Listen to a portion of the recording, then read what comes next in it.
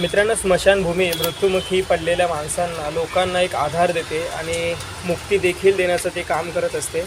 सध्या मी स्मशानभूमीमध्ये उभा आहे आणि माझ्या पुढे अचानक पाऊस सुरू झाला आणि त्यामुळे मी एका शेडच्या खाली येऊन उभा राहिलो आहे.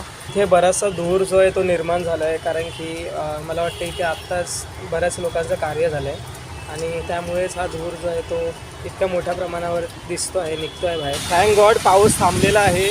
थोडंसं रिमझिम सुरू आहे, पण तरीसुद्धा मी निघालो आहे. मी सध्या जातो आहे मानसच्या घरी.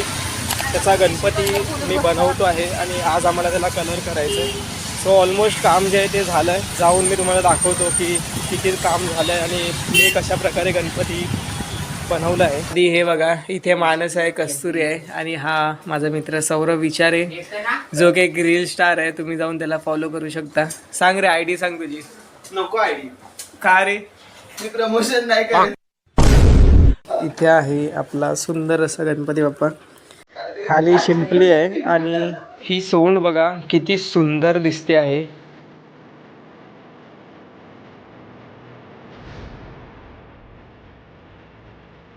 थोडीशी फिनिशिंग बाकी आहे आणि त्यानंतर आम्ही कलर करायला घेणार आहोत. 27 तारखेला आम्ही यावरती एक ब्लॉग सुद्धा शूट करणार आहे. नक्की ब्लॉग बघा आणि जेवढे लोक नवीन असाल तर प्लीज सबस्क्राईब करून घ्या, कारण की आम्ही असेच ब्लॉग्स जे आहेत ते अपलोड करणार आहोत.